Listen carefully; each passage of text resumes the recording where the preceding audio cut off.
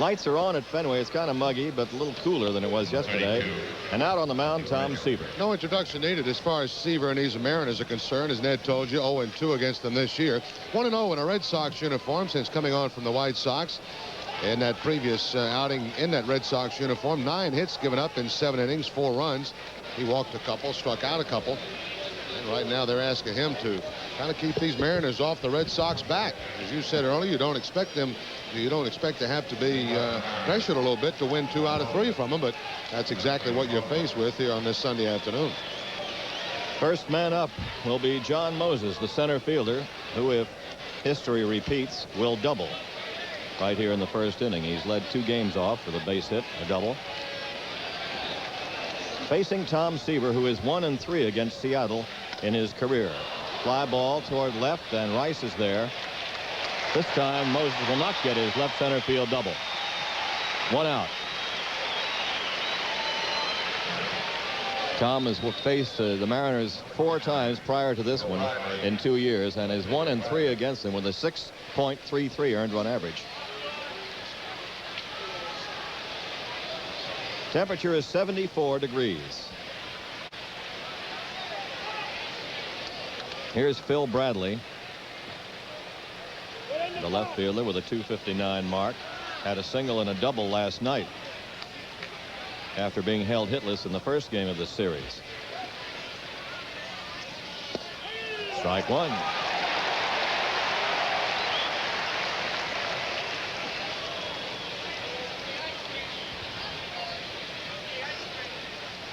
And there's 2 of them quickly. The funny thing, Seaver was going out to the bullpen to warm up with Bill Fisher and took the wrong turn. He turned right and went to the visitors' bullpen and finally was pointed to the right direction. A little habit. Started to open the door there. Nobody was there. Some fans said no, Tom, the other way. 1 ball, 2 strikes. 2-2.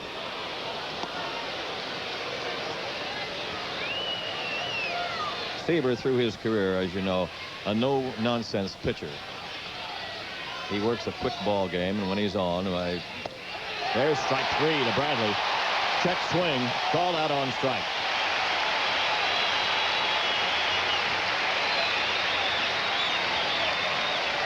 Boy, did he use all the parts of that strike zone this time to Bradley. That is the real tough part of it there. Seaver uses those shin guards, the left and right caps on Sully's shin guards, as well as the shoulders of Sullivan's body. That is the perimeter of his strike zone when he works. He was all around at that time. Seaver working to his second Red Sox catcher in 2 games. Gedman caught him in his opener here. Of course, left-hander going. Sully's catching today. Langston, a left-hander for Seattle. Presley, the batter, and Jim takes it outside, ball 1. Third baseman had a single and a double in last night's game, a home run and a single on Friday night, or yesterday's game. Goes to right field. It's foul. 2 out quickly in the Seattle first. Mariners head out of here tonight for Toronto, and the Oakland A's come in, and they'll be with their new manager, Tony La Russa, making his debut. He was named a few days ago, but has not been behind in the dugout for them and won't be until tomorrow. 2 balls, 1 strike. You don't suppose he's having a change of heart about taking that job, do you? They haven't played very well. I know it. They've lost 7 in a row going into today. There's a soft off-speed curveball. 2 balls, 2 strikes to Jim Presley, hitting .286, 17 home runs and 59 batted in. Just picked the right time for it. Little give on those shoulders by Presley. Seaver dropped it pretty much in the heart of the plate.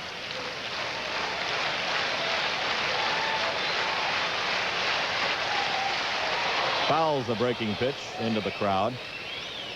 2 balls, 2 strikes.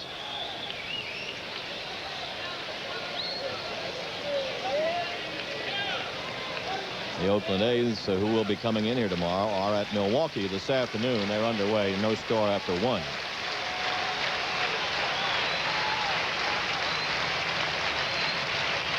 Count 2-2 to Presley.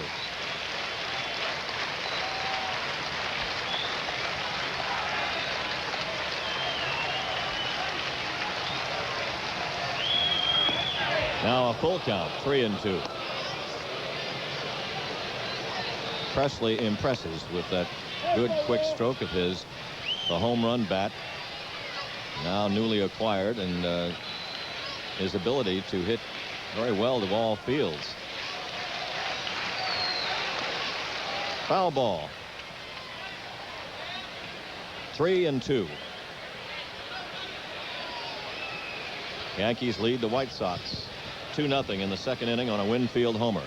There's Dick Williams trying to get his Chargers to take a series here. They won 3 in a row over Kansas City before coming in here. They'd had a 4-game winning streak snapped on Friday night.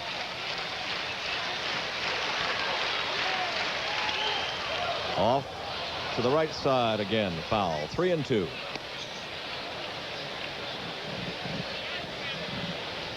Number 3 and 4 hitters on this ball club, Presley and Ken Phelps, have been leading the American League in foul balls the last few days and nights here, and Presley's keeping it up today.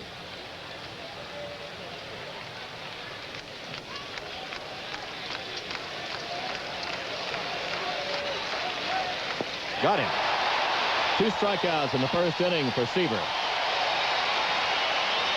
1, 2, 3 go the Mariners, and after a half inning it's Seattle 0 and the Red Sox coming up.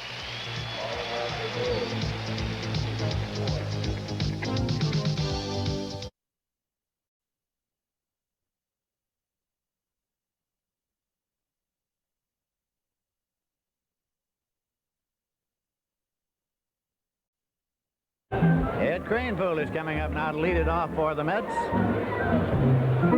facing his former teammate Tom Seaver.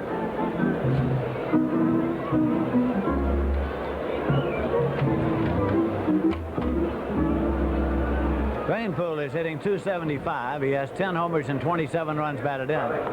Today making his first start in right field since July 1st.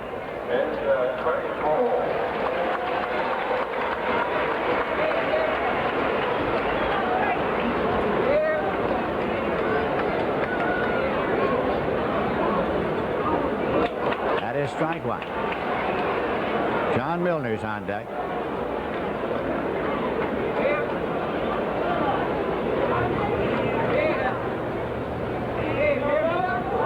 On a breaking pitch, it's 0-2.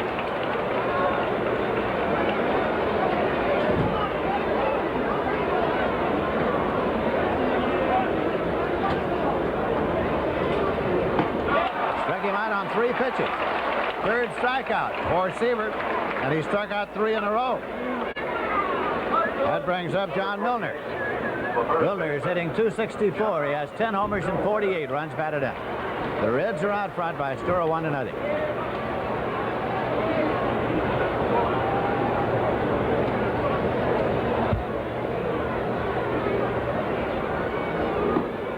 That's a called strike. Ron Hodges is next.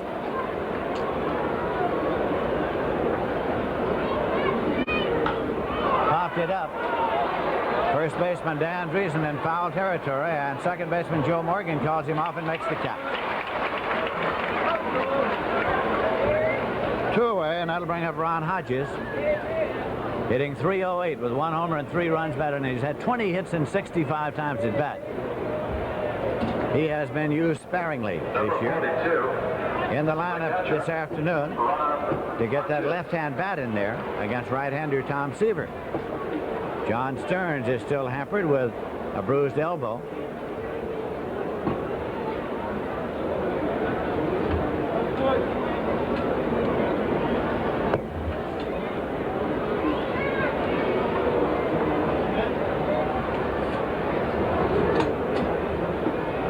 That's low.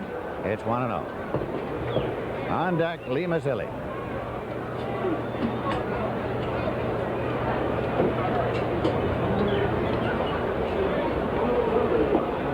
Breaks low, and it's 2-0.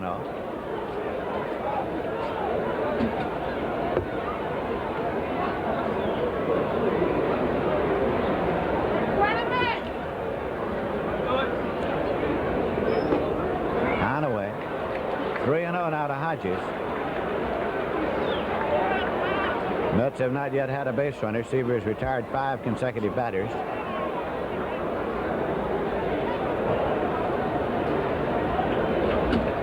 (3-0).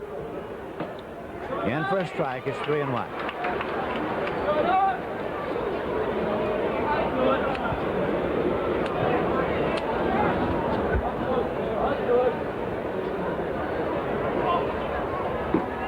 And that's a strike. 3-2.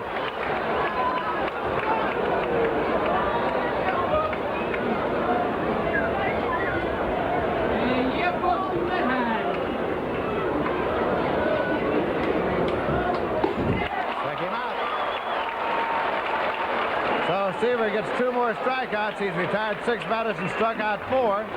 Nothing across, and at the end of 2 of the scores, the Reds 1 and the Mets nothing. And now a word from United Airlines.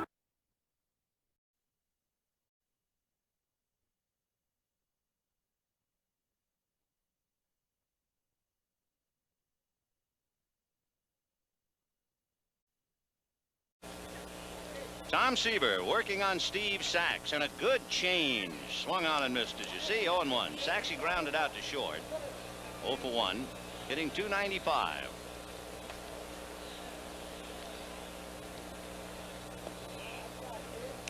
Sax has hit in 8 straight.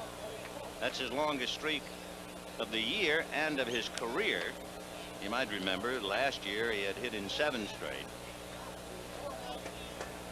But he's been so consistent. Gee.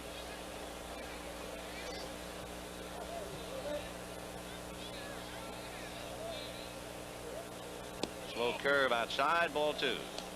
Sax leads the Dodgers in hits, runs, stolen bases, second in walks, second in the league in hits, and leads in fewest shaves, I think, on the club.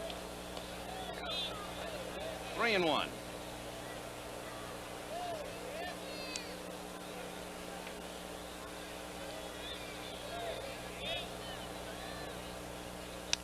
Hit to the hole. He's got another one. 9 straight games for Steve Sax. Well, Pete Rose has already listed Sax as in the top 3 of the leadoff men in the league. And that's praise indeed from Steve. Sax with 81 hits. Taking his lead, and the batter will be Kenny Landreau. He was robbed of a hit. Ron Oster made a good play to get him in the first inning.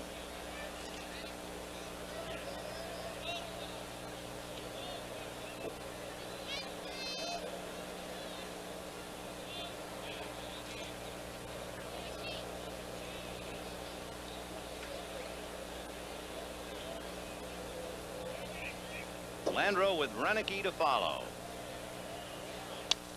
Punched on the ground, and Concepcion back to get it to Oster, and to first, not in time.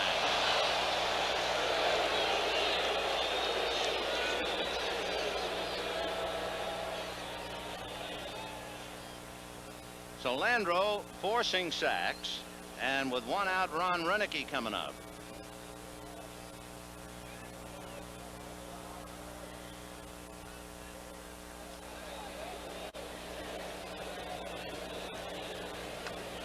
One tie. The Dodgers 1 run, 3 hits and an error, and the Reds 1 run, 2 hits and an error. And here is Ron Renicky. So the Bruin beat the Trojan. In fact, he beat 2 of them in the first inning when he hit the home run. Ball 1. Boy, that's a memorable way to hit your first big league home run. Hit it against Tom Seaver. Renicky batting .258. He's doing a lot better than that. He's a switch hitter, and his strength has been left-handed. He's 4 for 9, so now he's 5 for 10.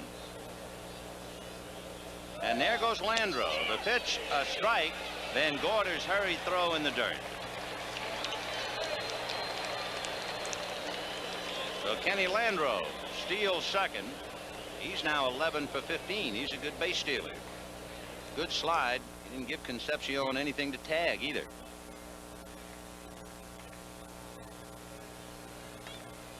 1 ball and 1 strike to count in this 1-1 tie.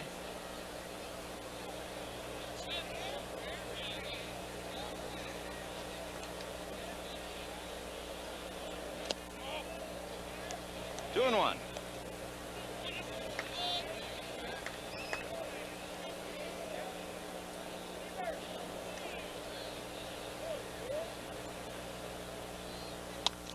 Hit by the mound down to Oster. So the out at first and Landreau taking third.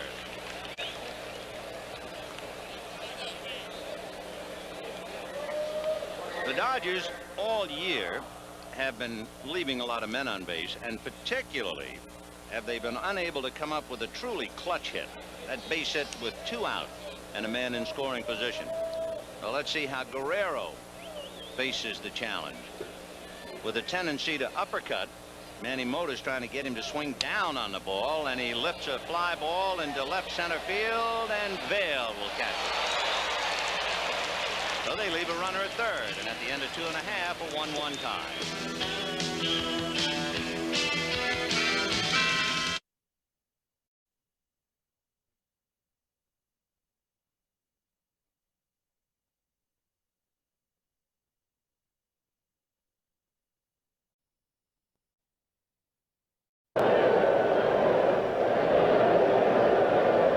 Pitches thrown by Tom Seaver through the first 3, but he's back even now, courtesy of the RBI single by Baines and the 2-run homer by Fisk. Marty Barrett, Glenn Hoffman, Wade Boggs, 8-9 and number 1 hitter against Tom Seaver.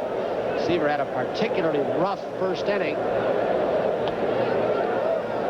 A ball and a strike. Boggs led off with a single.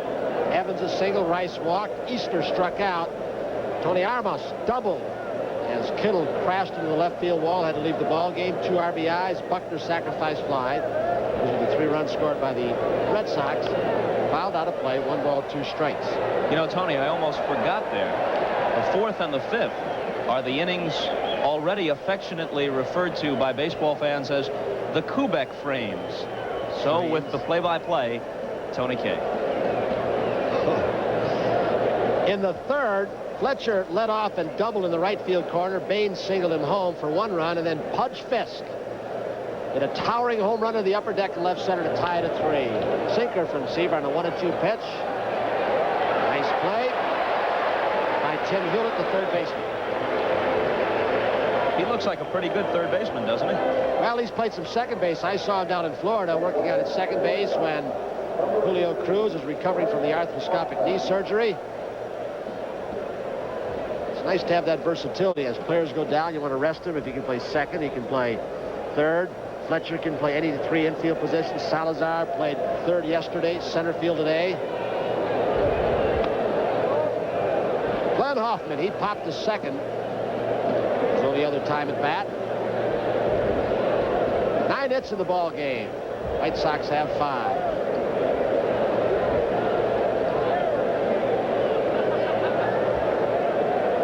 Seaver trying to get 1 win closer to that 300 victory plateau. He needs 11.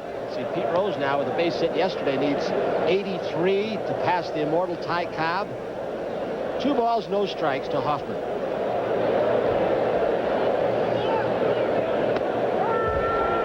Another milestone almost certain to be reached this year. Rod Carew, 3,000 hits. Carlton and Nolan Ryan continue to battle the career strikeout record or lead. 2-1. He jammed it. Came inside. Hewlett. Scored 5-3. And if they're not scoring, it's still 5-3. 2 outs. Don't you ever wonder when you say that, fans of your scoring at home, how many people actually are sitting there recording every play? Mom, Dad, Uncle Roman and Edu, south side of Milwaukee. We got a bunch of scorers in our family. 2 outs, it's Wade Boggs. He's 1 for 2. 3-3 ball game, top of the 4th. A little low.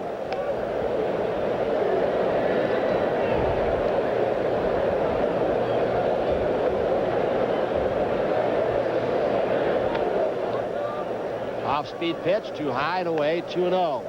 Boggs, who really has never varied from his pattern of hitting. When he first came up, they wanted him to pull the ball more. It was suggested to take advantage of some power production. He puts on an exhibition, Bob, as the count goes 2-1 in batting practice, where he just drives ball after ball in the right field seats.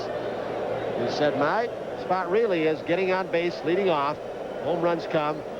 That's a plus. Well, they criticized his RBI production about a year or so ago, but he was hitting third then. About a month into the 1984 season, Ralph Houck inserted him in the leadoff spot, and now you don't hear that talk about the RBI total as much. They're asking him to get on base, and just about nobody does it any better. 2 balls, 2 strikes with 2 outs. Seaver to Boggs. Ran a fastball away. It'll go full.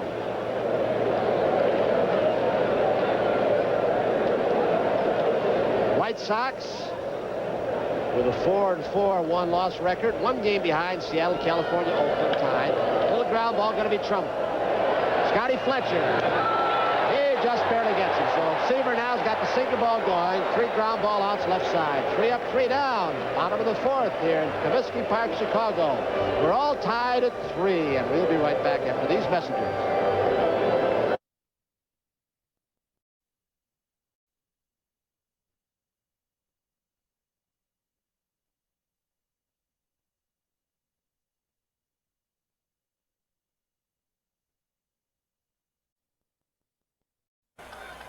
Curt Gowdy, Lindsey Nelson, Tony Kubek moving into the 5th inning. With the Mets leading the A's 2-0, and Dick Green the batter. Batting in the number 8 spot for Oakland. Seaver curves him outside, ball 1. Green bounced to third his first trip. And he's still looking for his first hit of this series. 0 for 5 now. Foul ball. Levels the count at 1-1. Catfish Hunter will be up next, and then Bert Campaneris. For those that joined us late, the scoring came in the 1st inning. Garrett led off with a homer for the Mets. Meehan single, Staub single in the 3rd in the hit and run. Foul ball, and then Meehan scored on a wild pitch, and that's been it.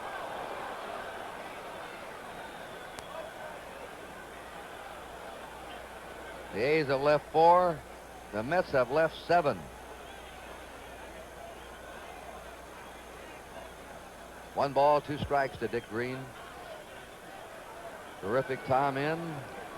Another strikeout for him. 7 strikeouts for Seaver. That was a curveball. Dick Williams, there's Sal Bando talking it over with Green. We're talking about Seaver, Lindsey. What are we going to do with this fella? That would be the subject of conversation, all right. Jim Hunter flied out his first time. Fastball right by him for strike 1.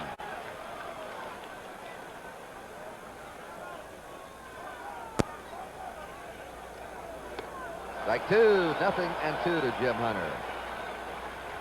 And Mr. Tom Seaver right now wearing him on his watch chain. He's the man in charge. The 2-strike delivery. He had Hunter reaching. Foul ball, 0-2. The score, the New York Mets 2, the Oakland A's 0.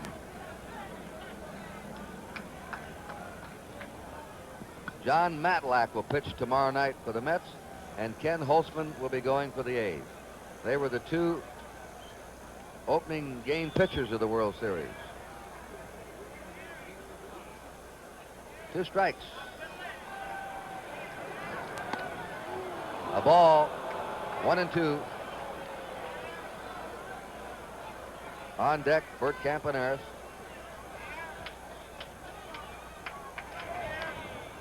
Just a piece again. 1 ball, 2 strikes to Jim Hunter.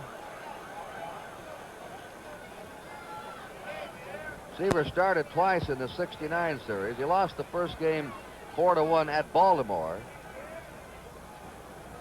Then he came back to pitch a 2-1 10-inning complete game victory in New York in Game 4, '69. Ball 2, strike 2. The Mets lost that opening game to Baltimore, and the Miracle Boys won 4 in a row, making unbelievable catches. The 2-2 pitch, strike 3. 8 strikeouts for Tom Seaver. The all-time World Series strikeout record in one game, 17, held by Bob Gibson of the St. Louis Cardinals. If you joined us late, at one stage, Seaver had a shot at tying a World Series record of 6 strikeouts in a row. He'd struck out 5 in a row when he faced Green in the third, but Green bounced out. Campaneris bluffs the bunt. Ball 1 to him. Campaneris has 1 hit in 2 times. Seaver actually throws 2 kinds of fastballs, I think, Lindsey. He throws the one that he holds across the seams at time, the one that takes off, and then he'll hold one with the seams that he will sink. Move in on the right-handed hitters. Good pitch. 1 ball, 1 strike to Campaneris.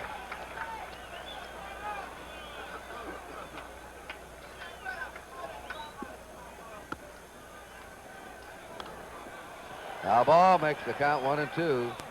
And Seaver staying ahead of those hitters. He not only has good control, he has good control in the strike zone. He can spot the ball, especially when he's ahead. He can go high and tight. He can go low and away, up, down.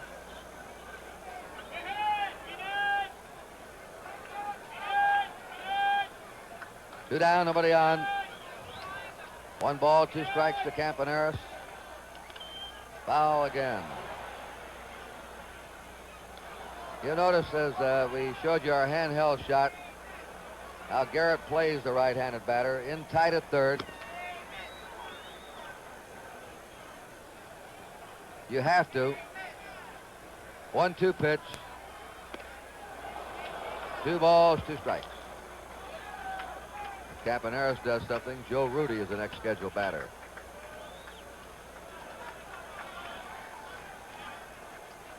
Two-two delivery. Strike 3, and Seaver is going to challenge Bob Gibson's record tonight, maybe. He struck out the side in the 5th. At the end of 4 1/2, it is New York 2, Oakland nothing.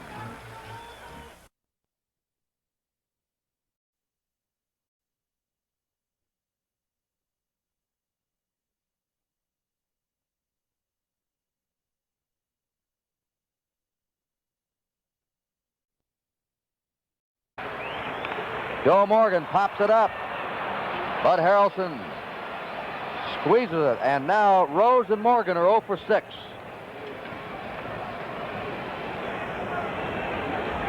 One down in the last of the 6th inning. Dan Dreesen is grounded out, and he dumped the double down the left field line. Tom Seaver, this has not been an easy club for Seaver. The Reds, Seaver's won 8 and lost 12 in his lifetime career to Cincinnati.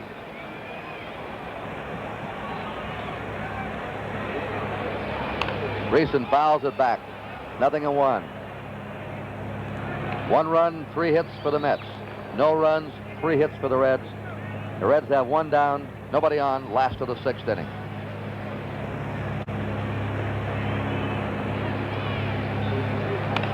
Foul again. 0-2. Dreesen has played straight away and deep. He hits to all fields. Talked to Ted Pazuski, the Reds hitting instructor, before the ball game. He said Dreesen is going to have to make some adjustments. They've started to pitch him inside. He's going to have to learn to pull the ball. He likes the ball away. He likes to reach for the ball and go the opposite direction with it. 1 ball, 2 strikes. He'll be followed by Tony Perez.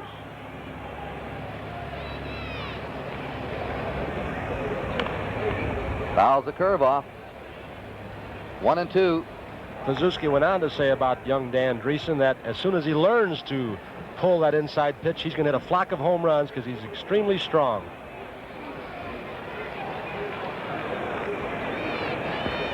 One-two pitch. That was a bad pitch, and he had him reaching. Just got a piece of it. 1 ball, 2 strikes. Baltimore 6, Oakland nothing. First game of the American League Championship Series today.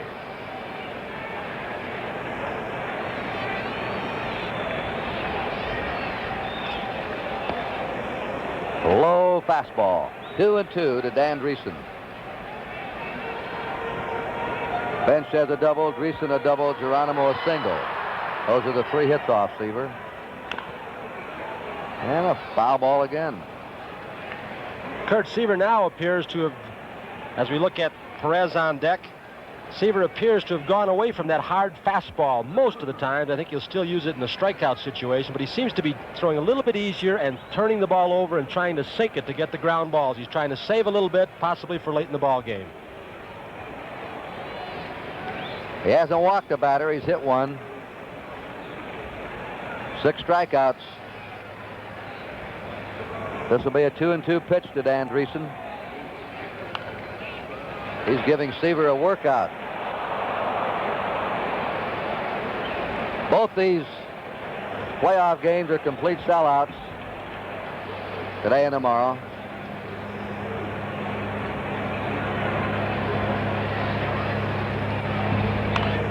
Another foul. And they're not blacked out. In fact, we have 2 channels televising this game here in Cincinnati.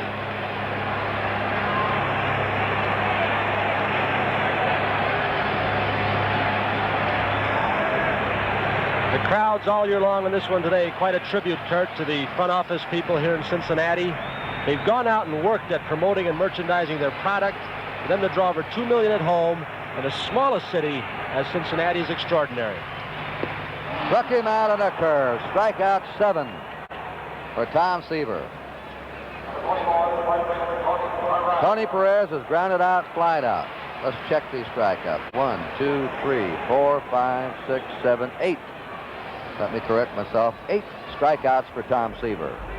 Tony Perez with 2 outs, nobody on, and the Mets ahead 1-0. Last of the 6th inning.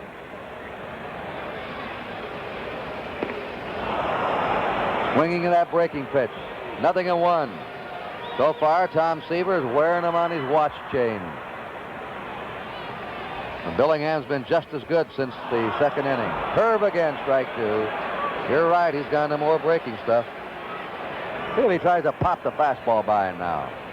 Or will he tease him with some more breaking stuff? He does. I would think it'll be high and tight, probably a bad pitch, trying to move Perez away. Foul tip, strike 3, strikeout number 9 for Seaver. 3 up and 3 down for the Reds at the end of 6. It is 1-0 New York.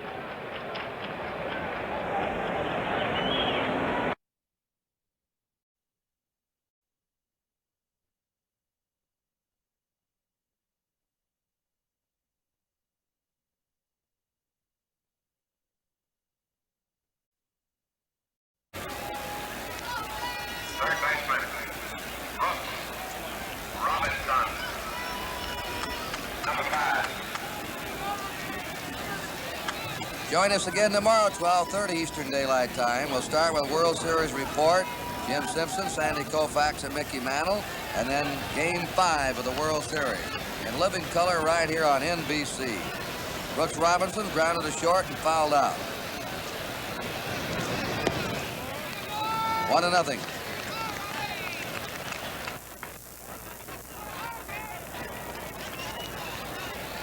Seaver's allowed just 3 hits. That's headed toward the seats.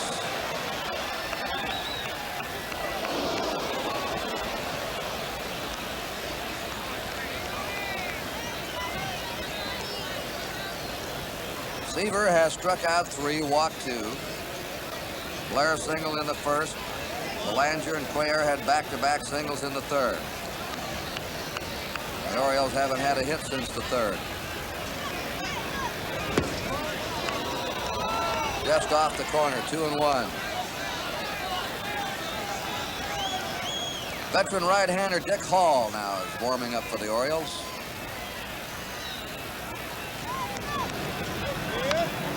Foul back. 2-2 to Brooks Robinson.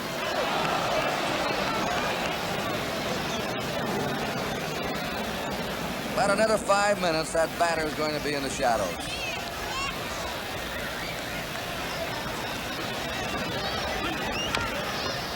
Gets slowly to Charles. Throws Robinson out. There's 1 down in the 7th. Well, the Orioles now have gone catcher, Elrod, Hendricks. 17 in the 3rd innings without a run. There's the call.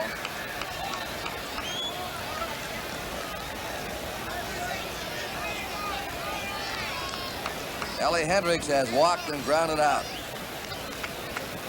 Clendenin covers the first base line against him. The outfield swings toward right. You can look out there and see A.G. in right center for him.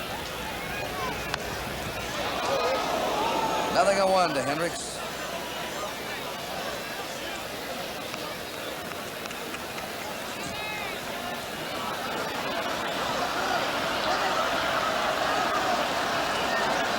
Something happened in the stands down below us. He pops it up as Seaver jammed him right on the fist. Harrelson squeezes it out, number 2. Seaver right now is overpowering these batters. Second baseman, Dave Johnson, number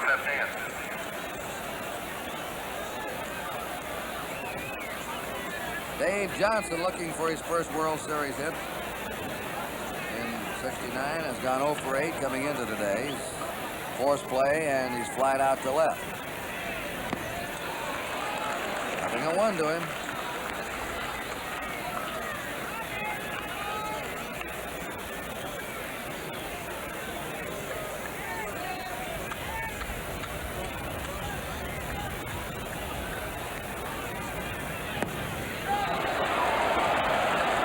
Slider hit that corner, 0-2.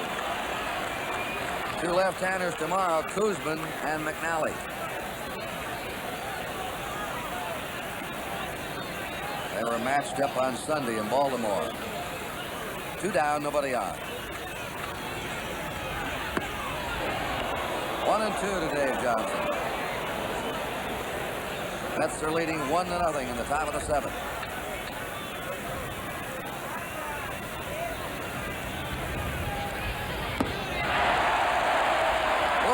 An overpowering inning for Tom Seaver. At the end of 6.5 innings, it's New York 1 and Baltimore 0.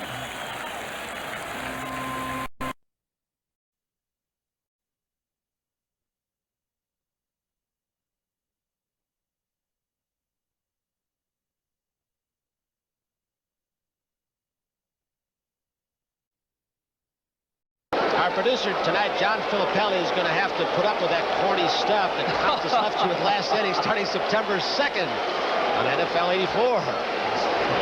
Bloody Sunday is what Filippelli's referring to it as now. A strike is called to Boggs. He's 1 for 2 with a walk.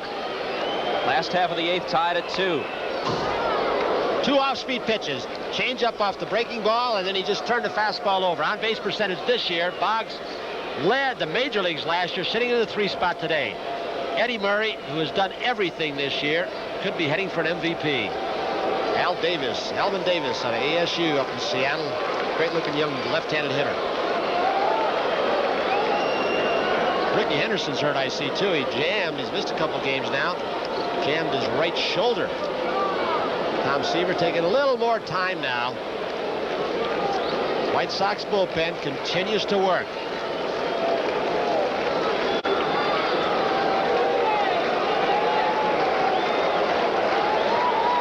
A ball and 2 strikes to Boggs.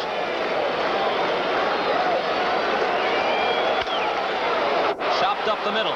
Fletcher backs up, but has time. Ralph Houck was talking about Boggs this year with that lower back problem he's had off and on, something congenital, I believe, that Boggs has not hit the wall in left field that often this year. Has been hitting more ground balls. Right Evans, right field. Ralph, I don't know if he's discussing because he'd like to see Boggs, instead of chopping down, take a shot and try and pull the ball and go for extra bases.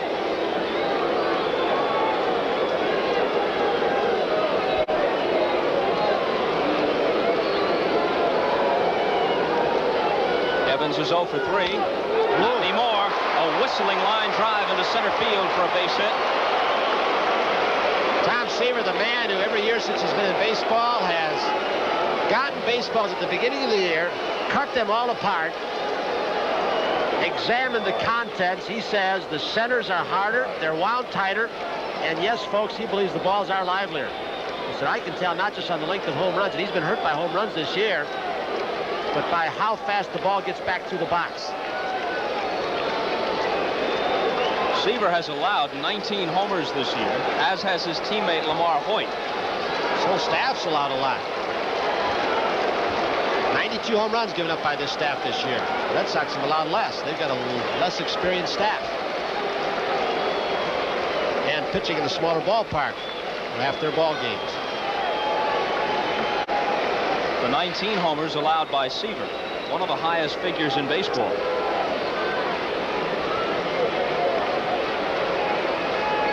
Evans the runner at first with 1 out in the last of the 8th. Rice at the plate, Armas to follow, and Easler behind Armas if they keep the inning alive. La Russa knows that Rice is an excellent DP man. Swing and a miss for strike 1. Rice has grounded into 26 double plays already this year, far and away the most of any hitter in baseball. The record is 32, set by another Red Sox player, a dubious record it is, Jackie Jensen, back in 1954. So Rice has a chance to hit into more double plays this season than anybody ever has in the history of baseball. Before Seaver threw his first 2 pitches to Rice, or first pitch to Rice, he threw over twice. He threw 1 pitch, he threw over again. Not that Evans is going to steal, but it's the old veteran who wants to just get Rice up there and get him a little tense. Make him wait. Show that he has control. You know he's in a defensive position. That pitcher's an offensive player. He's got the ball. Nothing starts till he throws it. Ahead of Rice 0-2.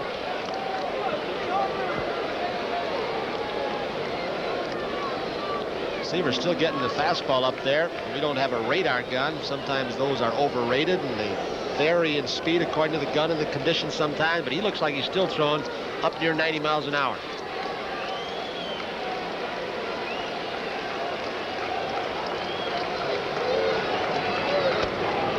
Up high, 1-2. Wind was blowing in at the start of this ball game for about the first 3 or 4 innings.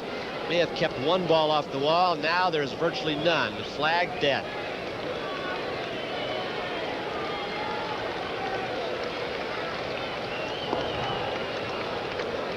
Another thing Seaver said when he first walked into this ballpark earlier in the season, he said, "This is the park with that short left field fence. I know I've got to pitch inside. Keep the hitters off the plate." Change up.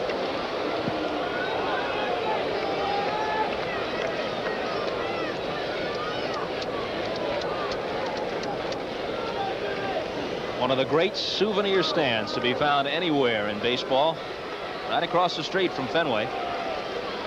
Pick your team, pick your item, they've got it.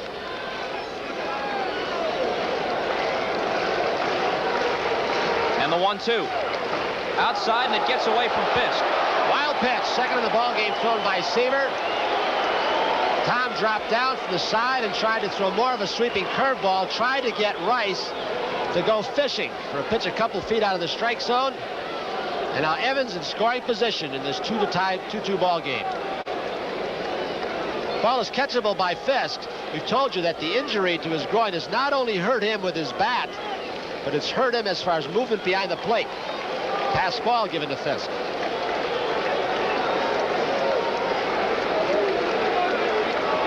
So the official scorer agrees with you, Tony. Thought it was catchable, although a tough chance.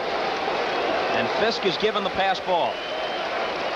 Now the 2-2 pitch to Rice. Fouled off. Infielders have moved back. Fletcher's jockeying back and forth, the runner at second base, but with a strong hitter like Rice in a crucial situation, they want to knock a ground ball down. Not going to spend a whole lot of time jockeying Evans back.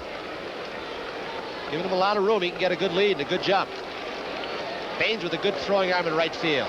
Kidd a little bit better than average, Law not so high. Nice play. In the dirt, and Fisk is able to stop that one. You just saw right there a reaction from the injury that he's had. He stopped the ball, a great play, preventing Evans to go to third base, which would have been 1 out, runner on third, infield would come in, and he may have re-injured that thing. Give you an idea of how good this man Fisk and his backup Mark Hill are defensively. The pass ball a moment ago was only the second against a White Sox catcher all year. He is hurt.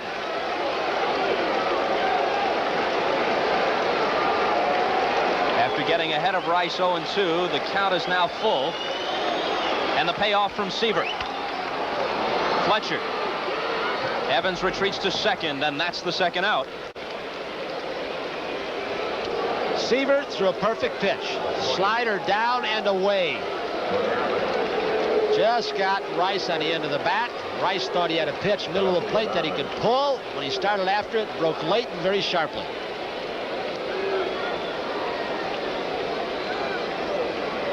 It's going to be interesting to see what happened to Pudge Fish, if he's going to be able to come back and play, because he's obviously in pain again. Armas sent a bullet into the glove of Roy Smalley at third base in his first at-bat. Struck out his next 2 trips.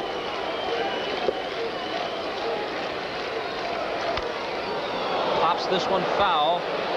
Walker for a look. But it's several rows in.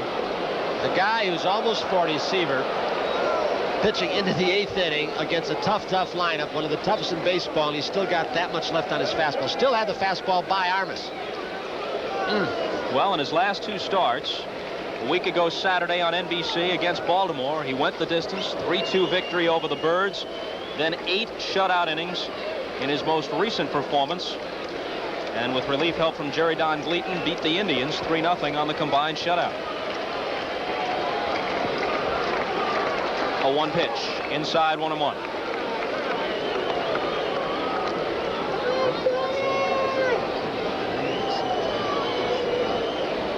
Seaver in pursuit of victory number 283 lifetime.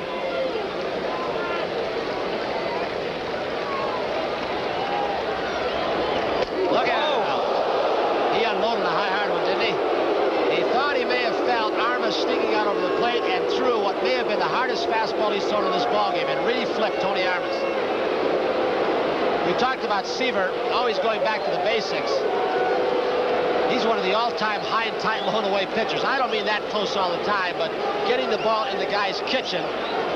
Don Drysdale with the article doing the radio for the White Sox, whose philosophy was, can't use it anymore. You one of my players, I hit 2 of yours.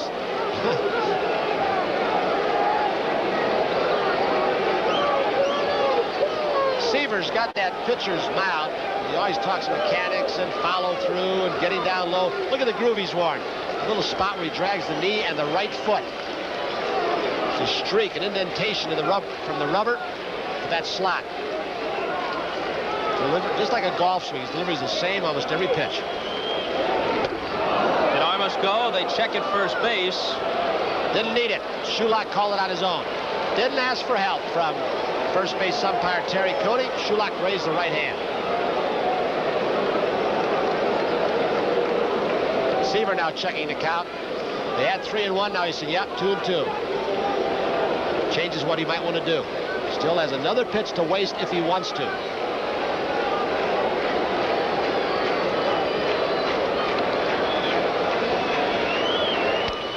Foul back, and we'll do it all over again. 2 balls, 2 strikes, 2 outs. Potential go-ahead run at second base in the person of Dwight Evans. Last half of the 8th, the game tied at 2. It's interesting how 2 great pitchers of this era can have different theories on conditioning. Both have had longevity, pitch a lot of complete games. Steve Carlton, not a believer in running. Gus Heveling is physical fitness coach, a lot of taekwondo. Seaver does an awful lot of running between starts.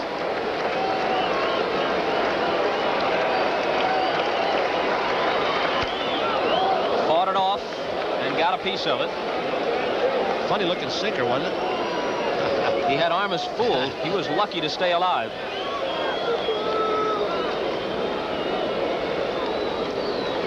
You don't mean to suggest by that chuckle that there may have been something slightly illegal about the All I know is that pitch. baby went down more than any pitch he's thrown so far in this game, and it was not a slider or a curveball. I don't know.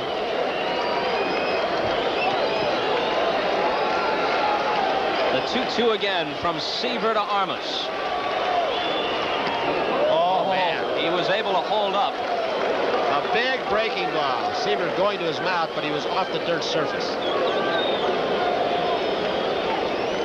These are the kind of pitches, more often than not over the last few years, Armas might have gone after.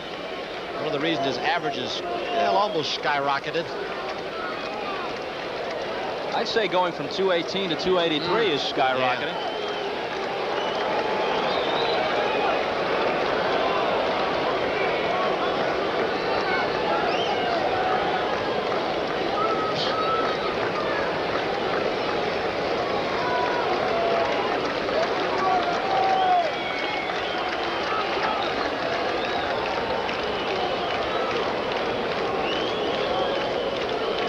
Like he did to Rice, Seaver making Armas wait. Yes, it's a team game, but it's also a game of individuals. Right now, it's Seaver and Armas. 3-2 pitch. Struck him out. Great breaking ball. For Seaver, it's strikeout number 7. A Fenway Frank, part of the experience tonight. Good ball game. 2.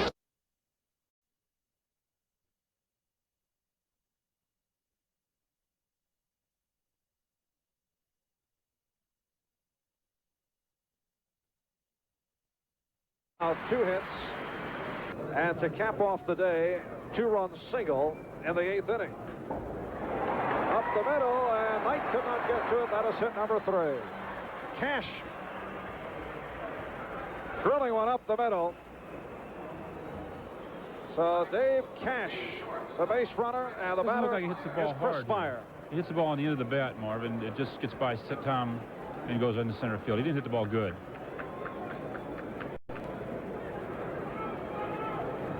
Spire 0 for 3. Struck out twice, bounced out.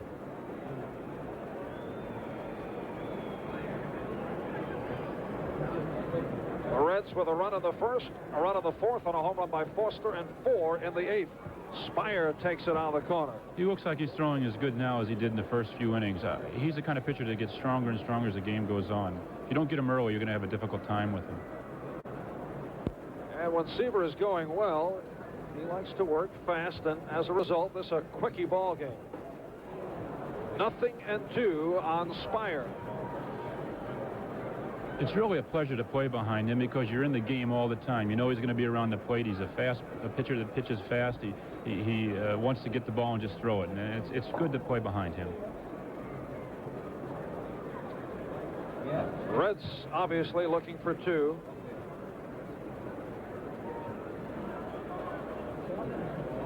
Runner on first is Cash. No one out. Bottom of the 9th here in Montreal. And he got him looking. Spire knew it, just walked away. That's the 3rd time that Seaver has struck out Spire. And it's strikeout number 8. Here's Valentine 0 for 3. Bounced out twice. Fly to right. Ellis has been a hot man. Sits safely in 11 of his last 12 games. Among the leaders in hitting in the National League.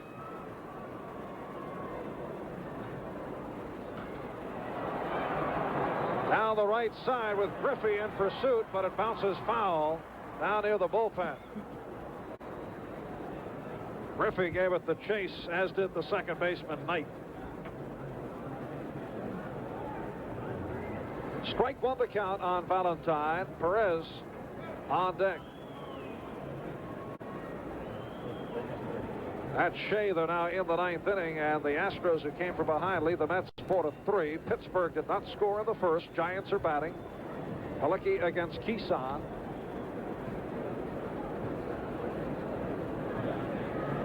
Red Sox 7, Yankees 4, bottom of the 6th. Detroit over Cleveland 4-3 in the 8th. Lines it foul, out of play. And the White Sox now lead the A's 2-0. They're in the 8th in Chicago. 0-2 the count on Valentine. Ellis at 324. Short right center. Knight back pedals, but Griffey making the catch. He waved Knight away, and that's out number 2. Tony Perez now 0 for 3. Bounced out twice, struck out, as Seaver is 1 out away from a marvelous debut with the Cincinnati Reds. You know, Marv, they make a big trade for the guy, and he comes over in his first game, pitches a game like this. You can't really say enough about him. Under a lot of pressure, and he comes out and throws like this. It's just unbelievable. Perez sends his bat flying into the Cincinnati dugout. That's the 2nd time this afternoon that that has occurred. Earlier it was bat that went flying over the Montreal dugout. The rain must have had something to do with this bat going out of his hands. He just threw it like that. And it's unusual for Tony to do that. I don't think I've ever seen him do that. Strike one, the count on Perez. 2 out. Bottom of the 9th inning. Cash the runner on first. And Perez pops it to right field. Griffey makes the catch, and that's it. Tom Seaver has come up with his 4th shutout. He has beat the Montreal Expos on a 3-hitter. The final score, Reds 6, Expos nothing.